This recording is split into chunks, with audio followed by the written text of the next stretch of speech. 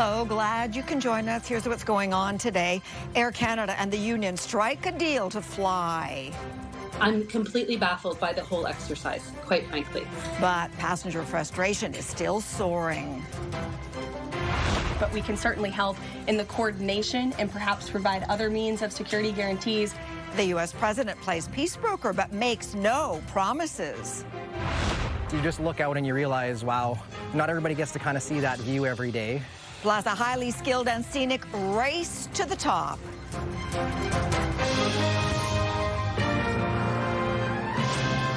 CTV National News with Sandy Ronaldo.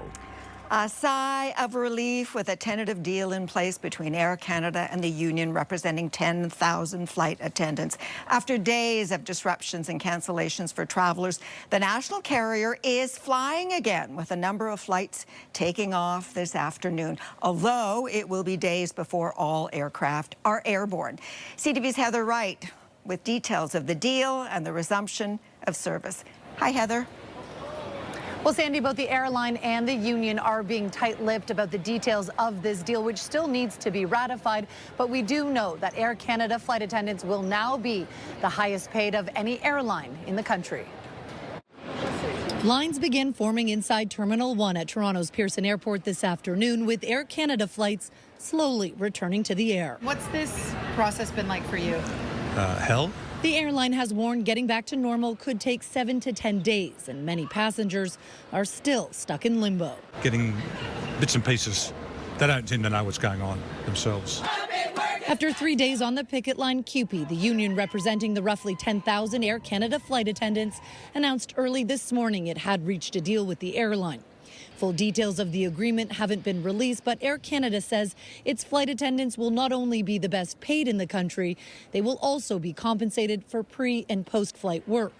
With the deal now reached, the airline turns its attention to repairing its reputation. We're deeply apologetic for what's going on. We understand the impact, the profound impact that this has had. We're going to do everything possible to get people home as quickly as we can. Not paying flight attendants for on-the-ground work has been a common practice within the airline industry. And by changing its policy, experts expect other unions to ask for a similar deal in the future. This will change the dynamics. This will eventually end up costing consumers more to fly because it increases the airline or the air carriers' costs of doing business. So we'll end up paying for this. Prime Minister Mark Carney weighed in on the deal on social media, writing, "It is my hope that this will ensure flight attendants are compensated fairly at all times, while ending disruption for hundreds of thousands of Canadian families, workers and visitors to Canada." The strike has shone a light on the issue of unpaid work, with the Federal Jobs Department saying today its probe into these allegations will take between 6 and 8 weeks. Air Canada says it hopes to get between 15% and 20% of its flights in the air today as it ramps up service. Because most of its fleet had to be returned to domestic airports due to the strike, every plane has to undergo safety and engine checks before it's clear to fly. Okay, Sandy. All right, Heather, thank you.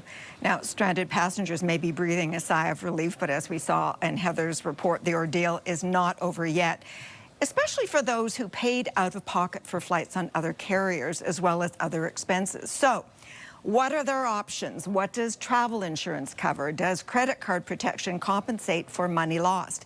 We asked CTV's Adrian Gabriel to get some of those answers for us. Okay, Adrian, over to you. Sandy, as the cliche goes, the devil is indeed in the details. Credit cards offer different coverage. Same goes with insurance packages, as hundreds of thousands of Canadians are now finding out.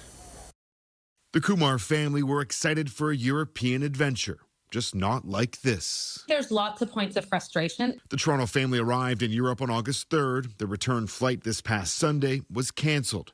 At the time, Air Canada said it was unable to book them on a return flight home on a different airline. You can get a refund or you can get a credit. Carla Kumar even found 4 tickets home this Wednesday on Delta and presented that as an option for Air Canada to book for the family in accordance with Transportation Canada regulations.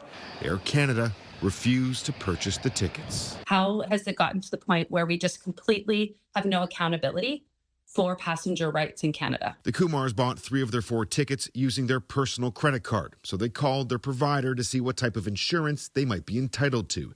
That's when they learned their specific coverage on their card didn't include this type of labor stoppage. It has to do with the classification of how this sort of labor dispute came about. It does change from card to card, but at best, it has a maximum attached to it. So maybe $2,500 for trip cancellation and $1,500 for trip interruption. Needless to say, not going to be enough. Insurance specialists say anytime a portion of your trip is non-refundable, like many cruise deals, it's wise to purchase insurance from a provider, but you need to ask the right questions. This new world we live in now, though, has so many other things: weather, government advisories, labor disruptions. They all add up that we never used to really see or incur. Depending where you are in the world, local laws may actually offer you additional protection. If you're a Canadian in Europe stranded by Air Canada, well, the airline has to pony up not just for a new ticket, but also for your food and hotel expenses. Sandy. Okay, Adrian. Well, not long after flight attendants went on strike, Ottawa ordered them back to work under Section 107 of the Canada Labour Code. It's a controversial measure that gives the government the power to end work stoppages. Of course, we all know it didn't go over well, the union refusing to comply. CTV's Rachel Aiello now on what that defiance could mean for future labour disruptions. Rachel. Sandy, the federal government moving so swiftly to try and force flight attendants back to work, and Air Canada stating it expected that the move would be enforced, has riled up the organized labor movement, which is already predicting the way this dispute played out will be precedent-setting. They were using this as a crutch, and over the weekend, the flight attendants made sure that that crutch snapped. Workers' unions say they've been emboldened by the last 24 hours and flight attendants' ability to get a deal at the table after defying a federal arbitration order. I very strongly hope that the message that this sends to employers and to our federal government is stay out of interference in collective bargaining and do not expect government to ride to your rescue. The Liberal government has invoked Section 107 of the Canada Labour Code multiple times, including in recent port and rail strikes. But some Labour leaders hope the Air Canada instance was their last. The message to parliamentarians is that this section of the Canada Labour Code has got to go. Asked today if she was concerned that how this strike played out has laid the groundwork for Section 107 to no longer be a viable tool in future disputes, Jobs Minister Patty Hajdu's office wouldn't say. I think what is going to happen over the next little while is Section 107 of the Canada Labour Code that some people argue has been abused in recent years by the federal government, is maybe hit a wall, and it's maybe there's going to be the brakes put on it. Because the only power that directive has is when workers comply. Flight attendants are denying your back to work order. The government is also being accused of misreading the public mood. Their decision to force flight attendants back to work so quickly actually inflamed the issue. It forced them to defy orders of government. It sort of really went against what I think the Carney brand is built on. And to many Canadians, that decision didn't really feel right. The question is now whether other unions would react similarly if talks break down. And with Canada Post heading back to the bargaining table in its protracted dispute with postal workers, we could soon get that answer, Sandy. Okay, Rachel, thank you. Well, we now have an answer to Canada's inflation rate for the month of July, slowing more than expected to 1.7%, down from 1.9% in June. Well, what remains clear is that while tariffs have threatened to increase prices, they really haven't. The drop was largely fueled by lower gas prices, but offset by a rise in the cost of groceries. Coffee was up nearly 29%, while fresh fruit jumped almost 4%. Rent prices grew particularly in PEI, Newfoundland, and British Columbia. However, overall, those increases were moderated by lower mortgage costs. The top American home improvement chain, Home Depot, is telling consumers it will end up paying the cost of Donald Trump's tariffs. Economic uncertainty has tamed spending habits for big projects, leaving the company to miss its second quarter sales estimates. CTV's Quebec Bureau Chief Geneviève Beauchemin now on what this means for Canadians who shop at the box retailer. Jen. Well, Sandy, the cost of a run to Home Depot to spruce up your home is likely to go up as the renovation giant says all its markets will be affected. And the price hike comes as no surprise to the handy shoppers picking up paint and wood at their hardware store. Manuel Riella just built a shed. Well, it makes sense that this is going to rise prices. The announcement came out of Home Depot in the U.S., where half the store's inventory come from suppliers outside the country. Just 3 months ago, Home Depot said it would not add the tariffs to the price tag, but now it says the cost of some products across all its markets will rise. Economists say Canadian home renovators will feel the pinch because of the ripple effect.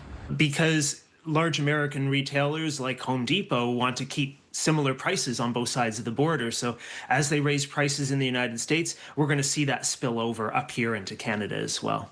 The home renovation sector boomed during the pandemic. Profits for Home Depot soared. But in a new era of tariffs, the home renovation landscape has shifted, particularly in the U.S. In the face of uncertainty and interest rates, Americans are focusing on small projects and gardening, not major renos.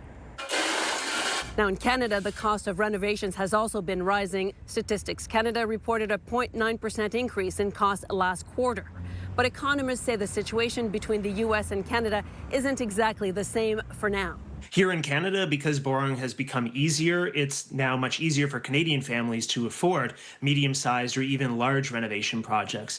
So we've not seen the same impact. Economists say it's probably a good idea to get to that long-delayed home renovation project, though, before prices get any higher. Okay. Sandy. Javier Boschman in Montreal. Thanks, Jen. Despite those increasing costs, the push is on from the federal government to build affordable housing across the country. Some 500,000 homes per year, and it's being done at a speed and scale not seen since the end of the Second World War.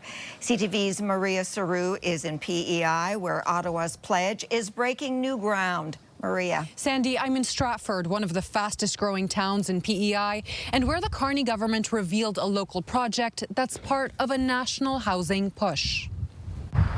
A $20 million federal loan will help build 60 new units at this site, a small step towards the much larger goal of 500,000 new homes every year. That means doubling the national rate of building. Not exclusively affordable housing or deeply affordable, but coming in below median incomes, which is what's critical. The Canada Mortgage and Housing Corporation says the country needs up to 480,000 home starts annually to restore pre-pandemic affordability. But the national agency projects a slowdown later this year. And experts say higher land and construction costs, plus tariffs on steel, are squeezing developers. I think the challenge is for the government just to tread water, let alone, experience a big increase in housing starts. Here in PEI, housing starts reached a record last year, and the province is building faster than the national average. But to meet Canada's mark, the island will have to surpass historic highs and maintain that. Housing Minister Gregor Robertson says the way forward is to build homes in factories. That's not just entire homes like modular homes, but it's panels, it's kitchen and bath pods. We're also looking at reducing the development charges across the country. The Conservatives have criticized Carney's plan and have proposed instead to speed up permits and cut taxes for builders and buyers. And a housing crisis worsens as builders can't afford to build and buyers can't afford to buy. The federal government is creating a new Crown corporation called Build Canada Homes. The intent is to provide financing for affordable home builders to scale up supply fast. Sandy. Maria, thank you. Coming up after the break, heading back to the Hill. I am grateful that I will have the chance to be their humble servant. And next comes the test of Pierre Poilievre's leadership.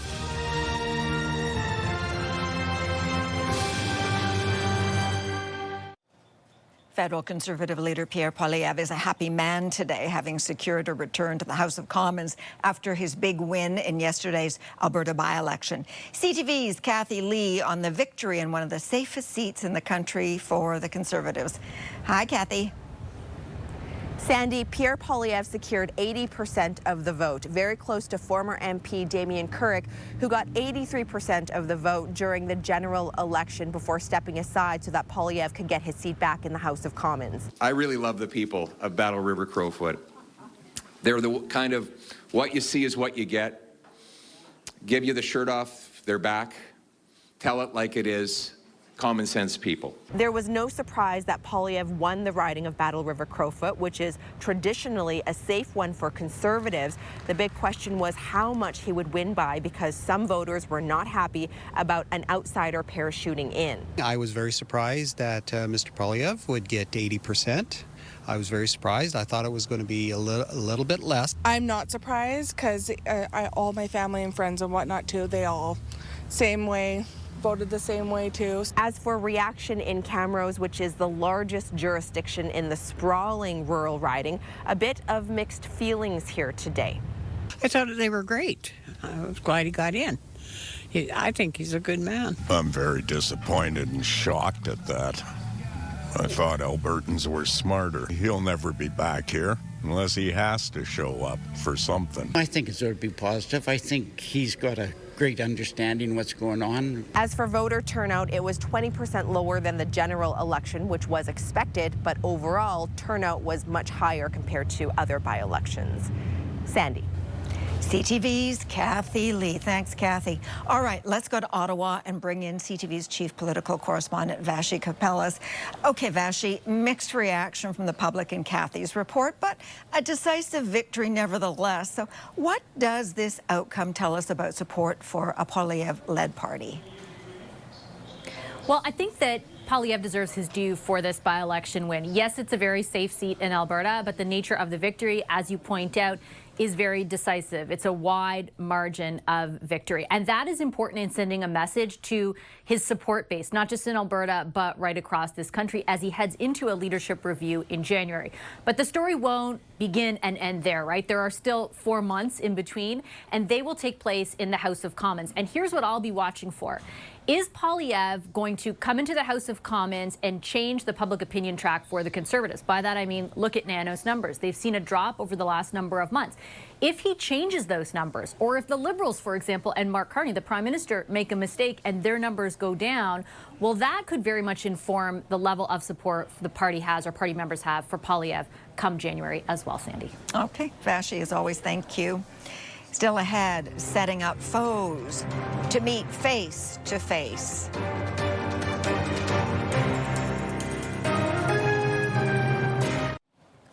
A breaking news story for you now. 5 members of the Canadian military have been suspended pending an investigation into a troubling video. The commander of the Army says, I was notified of a video containing hateful conduct involving members of the Canadian Army. I am deeply disturbed and profoundly disappointed with the content of the video. The military says it was shared by a member of the public, and at one point, other individuals in it are seen performing a Nazi salute. The events happened in 2023, but the military says its members could still face disciplinary action. Donald Trump says a meeting between the presidents of Ukraine and Russia is in the works, but the U.S. president is ruling out sending American troops into the conflict. But the White House did provide some details into security guarantees that might be extended to the war-torn nation. CTV's Judy Trin is in Washington for us today. Okay, Judy, can you tell us more about those guarantees? Sandy, the White House said that Vladimir Putin promised Donald Trump during a phone call yesterday that he would meet with President Zelensky. The details of that meeting have yet to be released, and if and when that happens, the issue of security guarantees will be on the agenda, specifically who will help keep the peace. Now, yesterday, Trump said that he was open to the idea of sending troops. The administration says that's no longer the case. The president has definitively stated U.S. boots will not be on the ground in Ukraine, but we can certainly help in the coordination and perhaps provide other means of security guarantees to our European allies. The president understands security guarantees are crucially important to ensure a lasting peace. Okay, Judy, Mark Carney was not at the table yesterday, but he spoke with EU leaders today. Any word on what was discussed? Well, Trump has said that Europe is the first line of defense, so sending troops will fall on the countries that support Ukraine. This morning, Prime Minister Carney had a call with the coalition of the willing that consists of 32 leaders. In a readout, he says Canada's commitment to Ukraine will be reinforced by further diplomacy, continued military and economic pressure on Russia, and close coordination with the president of Ukraine on developing a robust and credible security guarantee. Now, Mark Carney left open the idea that Canada would participate in providing these security guarantees, possibly in the form of troops, boots on the ground, should the time come. Sandy. CTV's Judy Trin in Washington. When we come back, an unbelievable story of a really deep fake.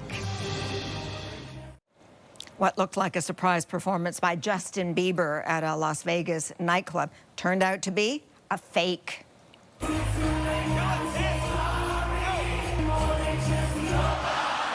American DJ Griffin was performing inside the Wynn Hotel when he was told Justin Bieber wanted to perform. Turns out it wasn't him. That was insane. We gotta talk. That was actually insane. Complete fake. No way. I swear on my life. I literally thought, like, so, kind of thought, I was like, damn, he, like, put on a lot of weight since the album dropped. The Bieber doppelganger is actually 29-year-old Dylan Desclos, who even has the same tattoos as the Canadian pop star. He reportedly racked up a $10,000 tab, which he paid, but he's been banned from the casino for life. Our next story is no fake. The best of the best will soon be taking part in this weekend's tree climbing championships in Saskatoon, and it's not child's play. Professional arborists from across the prairies are strapping in and gearing up to see who can make it to the top. CTV's Alison Bamford is in Saskatoon to help set up the event for us. Alison. Well, Sandy, at the root of it, the competition is just how it sounds. Climbers scale up trees as fast as they can, but the sport is much more challenging than your childhood tree climbing days. The trees they climb are 60 feet tall. It involves ropes, straps, and saddles, and 5 different events that climbers can score points in based on speed, agility, and technique. The competitors are known as industrial athletes. They're professional arborists who specialize in tree management across the prairies. They train just by doing their job. For example, this will be James Luchuk's first competition. On the weekends, he's been honing some of his techniques, but most of the training happens during the week when he's in a tree at least 3 out of the 5 work days. And once you kind of get to that top, where you get to remove that top, you kind of get an exhilarance. You just look out and you realize, wow, I'm 50, I'm 60 feet in the air. Not everybody gets to kind of see that view every day, and it's an accomplishment when you do. Now, in a few days, the trees in Kinsman Park will be filled with competitors from across the prairies. 45 of them trying to climb their way to the top of the podium in hopes of booking a ticket to the International Championship next fall. Sandy? All right. Thank you, Allison. Thank you for sharing your time with us. I'm Sandy Ronaldo. Your local CTV News is coming up. See you tomorrow.